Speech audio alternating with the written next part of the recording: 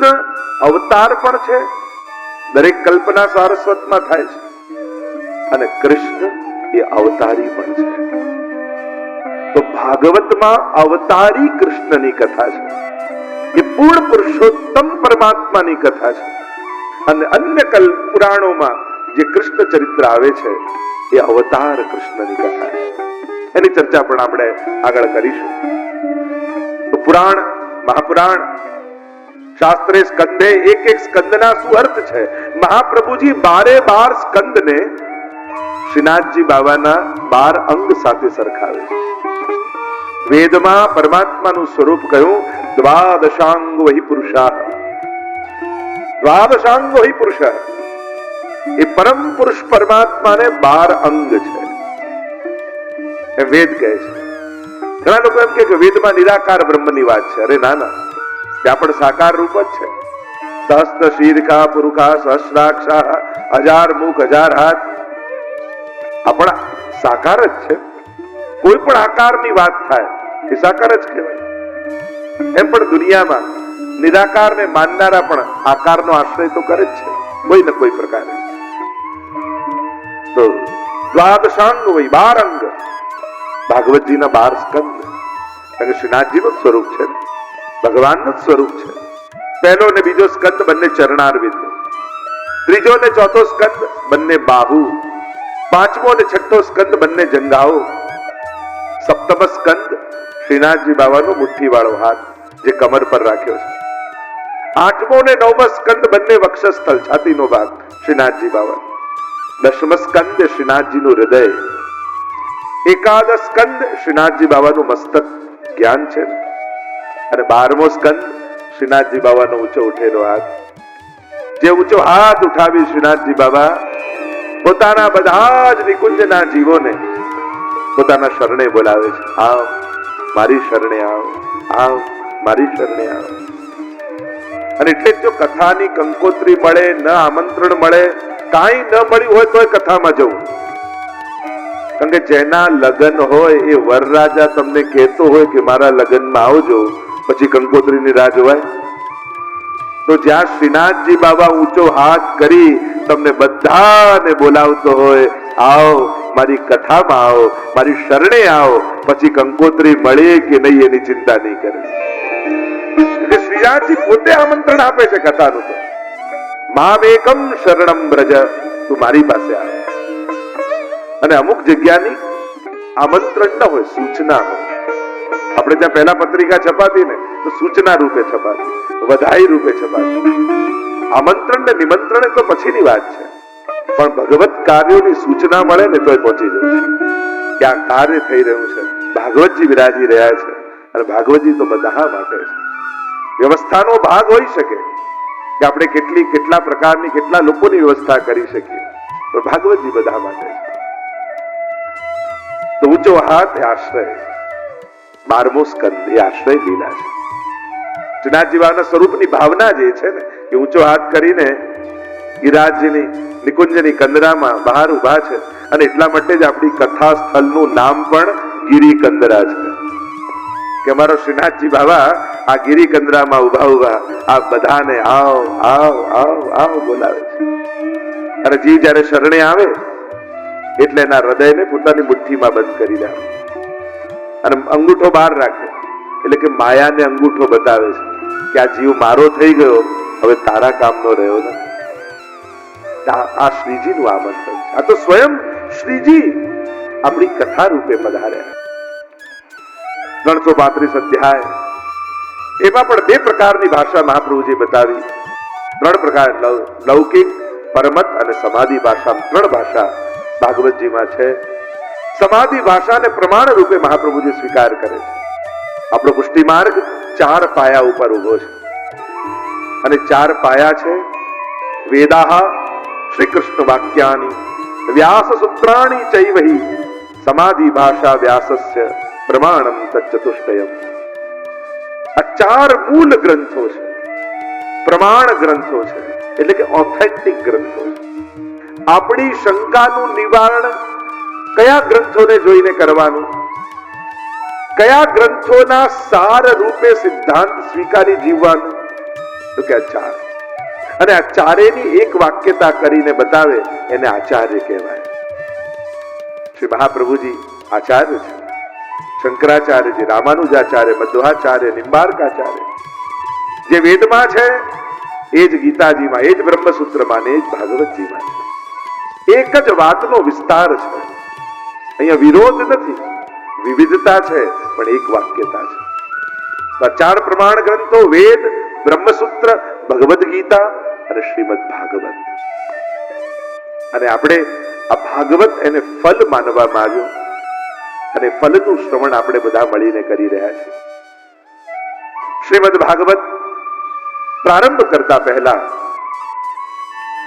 પદ્મ પુરાણાંતર્ગત 6 અધ્યાયની મહાત્મ્યની કથાનું વર્ણન કરવું એવું એક વિવેક ભાગવત કથામાં માનવામાં આવે છે. 2 જગ્યાએ ભાગવતજીનું મહાત્મ્ય વર્ણિત કરવામાં આવ્યું. એક સ્કંદ પુરાણમાં અને બીજું શ્રી પદ્મ પુરાણમાં. પ્રાય ભાગવત કથામાં પદ્મ પુરાણાંતર્ગત મહાત્મ્યનું વર્ણન કરવામાં આવતું હોય છે. સ્કંદ પુરાણમાં પણ મહાત્મ્યના દર્શન છે. આ ગ્રંથ ભાગવત છે એમ આપણે કેમ માનવું? કોઈ આના ઉપર ગીતાજી લાવે, કોઈ વેદ લાવે, કોઈ રામાયણ લાવે ને ઉપર ભાગવતજીનું પુઠ્ઠું ચડાવી દે અને આપણે વાંચીએ અને આપણને લાગે કે આ ભાગવતજી છે, તો આપણે કેમ જાણવું આ ભાગવતજી છે? કેવલ પુઠ્ઠા ઉપરથી કે ના, એના લક્ષણ ઉપરથી. યત્રાધિકૃત્ય ગાયત્રી વર્ણયતે ધર્મ વિસ્તરઃ વૃત્રાસુર વધોપેત તદ ભાગવત મિષ્યતે. એમ કહ્યું આ ગ્રંથ ભાગવત છે એનું લક્ષણ શું? તો કે જેની શરૂઆત ગાયત્રી મંત્રથી થઈ હોય. યત્રાધિકૃત્ય ગાયત્રી. ગાયત્રી મંત્ર મહાપ્રભુજીએ ગાયત્રી ભાષ્ય લખ્યું છે. મહાપ્રભુજી કહે છે કે ગાયત્રી મંત્ર તો પરબ્રહ્મનો મંત્ર છે. સવિતા શબ્દ આવવાથી લોકોએ દેવીની ભાવના કરી. મૂળ તો જન્માદ્યસ્યતઃ, જન્માદિ કરનારી એ માં તો પરમાત્મા પોતે છે. તો યત્રાધિકૃત્ય ગાયત્રી વર્ણયતે ધર્મ વિસ્તરઃ, જેમાં વિસ્તારથી ધર્મનું વર્ણન હોય. અને વૃત્રાસુર વધોપેત, જેમાં વૃત્રાસુરના વધની કથા હોય. તદ ભાગવત મિષ્યતે. કારણ કે વૃત્રાસુરના વધ દ્વારા ભક્તિનો ભૂતલ પર પ્રચાર થયો મહાપ્રભુજી કહે છે. જેમ અત્તરનું ઢાંકણું ખુલે અને એની સુગંધ એવી ફેલાય કે તુરંત ખબર પડી જાય સામેવાળા ઉભાને કે આ કયું અત્તર છે. એમ જ્યારે ભાગવતજીના શ્લોકોનું એક ઢાંકણું ખુલે અને એની સુગંધ ફેલાય અને સમજાઈ જાય કે આ તો ભક્તિનો ગ્રંથ. 6 અધ્યાયમાં પદ્મ પુરાણાંતર્ગત મહાત્મ્ય. મહાત્મા જ્ઞાન ન થાય ત્યાં સુધી એની જોડે વ્યવહારનો વિવેક નથી આવતો. જેનું મહાત્મ્ય બુદ્ધિમાં સ્થિર ન હોય ને, જેની મહત્તા તમે ન સ્વીકારો, એને મહત્વ ના આપો. એટલે મહત્તા જાણવાથી મહત્વ સ્થાપિત થાય છે. તમારા ઘરમાં કોઈ કે આ બહુ જ કિંમતી હીરો છે, સાચવજો, તમે બહુ સાચવીને રાખો, પણ એની મહત્તા કયા વગર કોઈ મૂકી દે તો ગમે ત્યાં મૂકી આવો. એટલે મહાત્મ્ય સમજાયું. કારણ કે ભક્તિની વ્યાખ્યા જે કરી છે, મહાત્મ જ્ઞાન પૂર્વસ્તુ સુદૃઢ સર્વતોધિક સ્નેહ ઇતિ ભક્તિ. ભક્તિ શબ્દના ડેફિનેશન આપતા, વ્યાખ્યા આપતા સમજાવ્યું ભક્તિ કહેવાય કોને. 3 જણાએ ભક્તિની વ્યાખ્યા આપી છે. સાંડિલ્ય મુનિ, નારદજી અને વ્યાસજી. આ 3 જણાએ ભક્તિ શબ્દને સમજાવ્યો. સાંડિલ્ય મુનિએ ભક્તિ શબ્દની વ્યાખ્યા કરતા કહ્યું, સા પરાનુરક્તિ ઈશ્વરે. ઈશ્વરમાં પરમ અનુરક્તિ એ ભક્તિ છે. નારદજીએ ભક્તિની વ્યાખ્યા આપતા કહ્યું, સાતુ અસ્મિન પરમ પ્રેમ રૂપા અમૃત સ્વરૂપા છે. પરમ પ્રેમ રૂપા એ જ ભક્તિ છે. અને વ્યાસજીની વ્યાખ્યા શ્રી મહાપ્રભુજીએ સ્વીકાર કરી. અને વ્યાસજી સમજાવતા કહે છે, મહાત્મ જ્ઞાન પૂર્વસ્તુ સુદૃઢ અને સર્વતો અધિક સ્નેહ ઇતિ ભક્તિ. ભક્તિ કોને કહેવાય? કે સૌથી પહેલા મહાત્મ જ્ઞાન પૂર્વક જેને ભજો એને સૌથી પહેલા જાણો. મહાપ્રભુજી પણ આજ્ઞા કરે છે, શાસ્ત્રમ અવગત્ય મનોવાગ દેહી શ્રી કૃષ્ણ સેવ્ય. ઘણા કે આપણે તો સેવાનો માર્ગ, ભાવનો માર્ગ, આ બધા ગ્રંથોને સાંભળવાની, વાંચવાની શું જરૂર, આપણે તો ભાવથી સેવા કરો એટલે બધું આવી ગયું. પણ મહાપ્રભુજી કહે છે શાસ્ત્રમ અવગત્ય, શાસ્ત્ર વાંચો અને પછી સેવા કરો. કારણ કે જે શાસ્ત્રો નથી વાંચતા એને કોઈ પણ ભટકાવી શકે છે. કોઈ ગમે તેટલું સારું બોલે, ગમે તેટલા સારા લોજિક આપે, પણ શાસ્ત્રોથી વિપરીત વાત કરે ને તો એ ક્યાંક આપણને ભટકાવી રહ્યો છે. બુદ્ધિ ભલે ને કન્વિન્સ થઈ જાય, બુદ્ધિને તો લોજિક આપો એટલે કન્વિન્સ થઈ જાય, પણ ચેક કરવું કે આ શાસ્ત્ર પ્રમાણિત છે કે આપણે ત્યાં ભગવાનને ન માને એને નાસ્તિક નથી કહેતા, પણ વેદને ન માને એને નાસ્તિક કહેવામાં આવે છે, શાસ્ત્રને ન માને એને નાસ્તિક કહેવામાં આવે છે. એટલે આપણે ત્યાં ભગવાન કરતા પણ શાસ્ત્રોની મહત્તા વધારે માનવામાં આવે. જ્યારથી આપણા હિન્દુ સમાજે મૂળ શાસ્ત્રોને વાંચવાનું છોડી દીધું ને ત્યારથી અંધશ્રદ્ધા વધવા લાગી આપણા ધર્મમાં. પછી ગમે ત્યાં લોકો ભટકાવા લાગ્યા અને ભગવાનના નામે, શાસ્ત્રોના નામે વિપરીત વાતો કરીને ભટકાવે. અને એટલા માટે વ્યક્તિ છેતરશે, શાસ્ત્ર નહીં છેતરે. એટલે શાસ્ત્ર અધ્યયન આવશ્યક છે. મહાપ્રભુજીની આજ્ઞા છે મહાત્મ જ્ઞાન પૂર્વસ્તુ, જેને ભજો એને જાણો, સુદ્રઢ અને પછી સુદ્રઢતા લાવો. એકવાર માનવાનું શરૂ કર્યું પછી તેવું આનાથી કામ થતો નથી, લાવ બીજા પાસે જાઉં, બીજાથી ન જવું તો ત્રીજા પાસે જાઉં. આને ભક્તિ ન કહેવાય, આને ભટકવું કહેવાય. નાદાન વ્યક્તિ ભટકે, સમજદાર વ્યક્તિ એક જગ્યાએ અટકી જાય. ભટકવાનો કોઈ અંત નથી, લોકો ભટકાવ્યા જ કરશે. અને એમાં પણ દુઃખના દિવસો આવ્યા હોય ત્યારે તો બધાને ચાન્સ મળી જાય. દુઃખી માણસને સલાહકારો બહુ મળે. સહેજ કંઈક સંજોગ વિપરીત આવ્યા ને એટલે કે લો તમે પેલું નથી કરતા ને એટલે આમ થાય, તમે ત્યાં આ જઈને આ ચડાવતા નથી એટલે આવું ના થાય, તમે પેલી જગ્યાએ જતા નથી એટલે આમ કરીને ભટકાવવાનું શરૂ કરે. અને માણસ પણ દુઃખના સમયે ભટકવા તૈયાર થઈ જાય. એટલે થાય ગમે તે કરવા જેવું હોય કરું પણ દુઃખ જાય. ખરેખર તો ભટકીને દુઃખ વધારીએ છીએ આપણે. સુદ્રઢ અને સર્વતો અધિક સ્નેહ ઇતિ ભક્તિ, સર્વથી અધિક પ્રેમ એને ભક્તિ કહેવાય. અને આમ આ 6 અધ્યાયમાં મહાત્મ્ય સમજાવ્યું. ભક્તિને દ્રઢ કરવા માટે મહાત્મ જ્ઞાન જરૂરી છે. 6 અધ્યાયમાં એટલા માટે કારણ કે ભગવાનની કથા છે. ધન જેની પાસે હોય ધનવાન, યશ જેની પાસે હોય યશવાન, અને ભગ જેની પાસે હોય ભગવાન. ભગ કોને કહેવાય તો કે ઐશ્વર્ય, વીર્ય, યશસ્વી, જ્ઞાન અને વૈરાગ્ય, આ ષટગુણને ભગ કહેવાય છે. અને ભગને જેને ધારણ કર્યા છે એને ભગવાન કહેવાય છે. અને એટલા માટે 6 ગુણ ભગવાનમાં, એટલે 6 અધ્યાયમાં મહાત્મ્યની કથા થઈ. આવો પ્રવેશ કરી મહાત્મ્યની કથામાં. 6 અધ્યાયમાં વર્ણિત છે.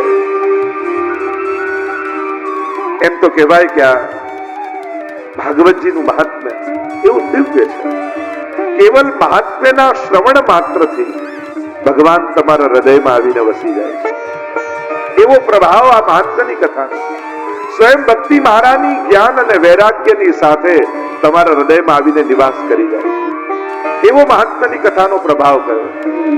એટલે ભાગવતનું કેવલ કોઈ મહાત્મ્ય પણ સાંભળી લે તો એ ભાગવત કથાનું ફળ એને પ્રાપ્ત થાય. એવો પ્રભાવ મહાત્મ્યનો કયો છે. મંગલ આચરણ, આપણા જીવનમાં પણ કોઈ પણ શુભ કાર્ય કરવા જાઓ ત્યારે સૌથી પહેલા પ્રભુને યાદ કરો. સવારે ઉઠીને પણ ઘરમાં જેટલા લોકો છે નિયમ બનાવો, સૌથી પહેલા જય શ્રી કૃષ્ણ કરીશ. એ મંગલાચરણ આપણું. તમે જેનું ભલું ઈચ્છતા હોય ને એને રોજ જય શ્રી કૃષ્ણ કરો. એનાથી શું થશે? એના દુર્ભાગ્યો હારી જશે અને કૃષ્ણનો એના જીવનમાં જય થઈ જશે. જેનું પણ ભલું ઈચ્છતા, જેનો ખરાબ સમય ચાલતો હોય ને તમને એમ થાય કે આનું ભલું થાય, આનો શુભ ઘડી આના જીવનમાં આવે, સૌભાગ્ય આના જીવનમાં આવે. કદાચ તમારા જીવનમાં દુર્ભાગ્ય ચાલતું હોય ને તમને એમ થાય કે મારું દુર્ભાગ્ય ટળે અને સૌભાગ્ય મારા જીવનમાં આવે, તો રોજ કોઈ એક ભગવતી વૈષ્ણવને જય શ્રી કૃષ્ણ કરજો. ચોક્કસપણે તમને કહું છું તમારું દુર્ભાગ્ય ટળી જશે. રોજ કોઈ ભાવવાળો વૈષ્ણવ જે સેવા કરતો હોય ને એને જય શ્રી કૃષ્ણ જોજો તમારા જીવનમાં કેવું પરિવર્તન આવે. યત્ર યોગેશ્વર કૃષ્ણ યત્ર પાર્થો ધનુર્ધર તત્ર શ્રી વિજયો ભૂતિર ધ્રુવા નિતિર મતિર્મમ. ભગવાનનું નામ દુર્ભાગ્યને ટાળવા માટે કાફી છે. કોઈ ભગવતીની સન્મુખ લીધેલું ભગવાનનું નામ ક્યારે પણ નિષ્ફળ જતું નથી. જો ઘણીવાર આપણા સાધનો ટૂંકા હોય, આપણી સાધના ટૂંકી હોય, ઘણીવાર આપણા પ્રયાસથી ન થાય, એ ઘણીવાર કોઈના પ્રભાવથી થઈ જતું હોય. જો પ્રયાસથી ન કરી શકો તો કોઈ મહાત્મા અને મહાપુરુષના પ્રભાવથી તરી જાય. તો ઘણા નામનો એવો પ્રભાવ, ઘણી ભૂમિનો એવો પ્રભાવ, ઘણી કથાનો એવો પ્રભાવ, ઘણા સ્વરૂપોનો એવો પ્રભાવ, ઘણા વ્યક્તિઓનો એવો પ્રભાવ કે ખાલી એના પ્રભાવમાં આવો ને તો તમારા કામ થવા લાગે. જેમ સૂરજ ઉગે, કમળ ખીલી જાય.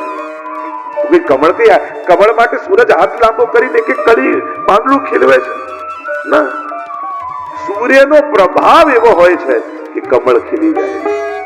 એમ તમારા જીવનમાં, આપણા જીવનમાં કોઈ એવો પ્રભાવ ખરો, કોઈ નામનો, કોઈ ભગવતીનો, કોઈ મહાપુરુષનો, કોઈ ભગવત સ્વરૂપનો, કોઈ મંત્રનો, કોઈ ગ્રંથનો, કોઈ એક એવું તત્વ જીવનમાં રાખો કે જ્યાં તમારો પ્રયાસ કામ ના લાગે, ત્યાં એના પ્રભાવથી તમારું કામ થવા લાગે.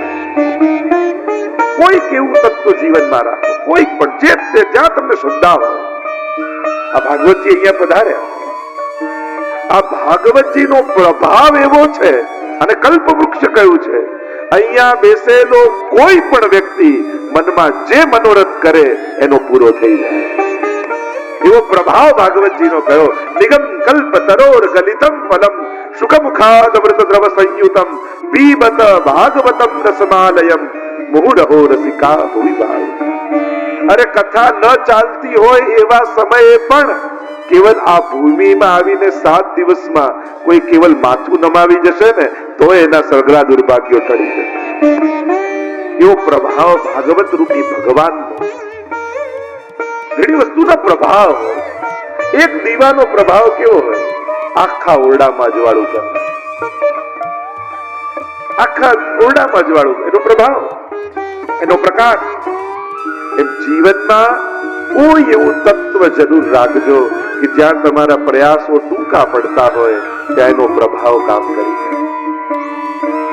તો એમ કહેવાય કે જે ભાગ્યમાં લખ્યું છે એ એટલું જ મળશે ને ભોગવવાનું છે, એમ આપણે કહીએ છીએ, પણ એ કોઈ બહુ શાસ્ત્રોક્ત વાત પણ નથી. કારણ કે અનુભવો એમ કહે છે કે ભાગ્યમાં લખેલું નહોતું છતાંય કોઈના પ્રભાવથી મળી ગયું, કોઈના આશીર્વાદથી મળી ગયું, કોઈનું નામ જપવાથી થઈ ગયું, કોઈ સ્થળની યાત્રા કરવાથી થઈ ગયું, કોઈ સ્વરૂપની સન્મુખ થવાથી થઈ ગયું. એનો પ્રભાવ કામ કરી જાય. એ જ લેખ ઉપર મેઘ, એનું નામ જ તો આશીર્વાદ છે. નહીં તો ભાગ્યમાં લખ્યું હોય એટલું જ મળવાનું હોય, પછી આશીર્વાદ શું કામ? આશીર્વાદ એને જ કહેવાય કે ભાગ્યમાં નહોતું છતાં એને મળ્યું, કારણ કે કોઈના આશીર્વાદ મળી ગયા. આ એની દુઆનો પ્રભાવ. એમ બીજું કાંઈ નહીં. રોજ 2 મિનિટ તમારા ઠાકોરજી આગળ બેસો ને તો એનો પ્રભાવ એવો છે કે દૂર દૂર સુધી તમારા દુર્ભાગ્યો તમારી નજીક આવી ન શકે ને તમારા ઘરની દૂર ભાગી જાય. કારણ તમે પ્રભુની સન્મુખ થઈને આવ્યા છો. પ્રભુની રોજ જે સન્મુખ થતો હોય ને એનાથી દુર્ભાગ્ય દૂર ભાગે. એટલે સૌભાગ્ય પ્રાપ્તિનું આપણા જીવનનું મંગલાચરણ એ છે, દિવસનું મંગલાચરણ એ છે. ભલે ઠાકોરજી જાગ્યા ન હોય, હું તો કહું હવેલીમાં જાઓ અને તમે લો હું તો ગયો ને દર્શન બંધ થઈ ગયા, વાંધો નહીં, એના પગથિયાને માથું નમાવીને આવો ને તો એ તમારા દંડવત ઠાકોરજી સુધી પહોંચી જાય. ભગવત ધામનો ફેરો ક્યારે ખાલી નથી જતો. દર્શન ન થયા હોય તો દુઃખ ન કરતા, મંદિરે જવાયું ને એનો આનંદ માણીને પાછા આવશે. અંદર તો એક ઠાકોરજી છે, પણ આ પગથિયા ઉપર તો કેટલા વૈષ્ણવની ચરણ ધૂલી પડી છે. એ માથામાં લાગે તો દુર્ભાગ્યો ટળી જાય. આપણે ત્યાં સૌભાગ્ય પ્રાપ્તિનો એકમાત્ર ઉપાય જે મંગલનો નિધિ છે એ પરમાત્માની સન્મુખ થવું. અને એટલા માટે જેના ઘરે ઠાકોરજી બિરાજતા હોય એના ઘરના દરેક સદસ્યો જો પોતાનું સુખ અને સૌભાગ્ય ઈચ્છતા હો તો રોજ એ સ્થળ ઉપર વંદન કરજો જે ઠાકોરજી બિરાજે, જો સૌભાગ્ય ખીલવા લાગે. આજ આપણું મંગલ આચરણ એ જ મંગલ આચરણ છે. અને મંગલ રૂપ નિધાન સામરો મંગલ રૂપ મંગલ મંગલ વ્રજ ભૂમિ મંગલ મંગલ મિહ શ્રી નંદ યશોદા મંગલમ ભગવાન વિષ્ણુ મંગલમ ગરુડધ્વજ. અનેક અનેક શબ્દોમાં મંગલતાના ગુણગાન પ્રભુ માટે કરી શકીએ છીએ. મંગલનો નિધિ પરમાત્મા છે અને એટલા માટે આપણું મંગલાચરણ એ મંગલના નિધિને વંદન કરવાથી થાય છે. સવારે સૌથી પહેલા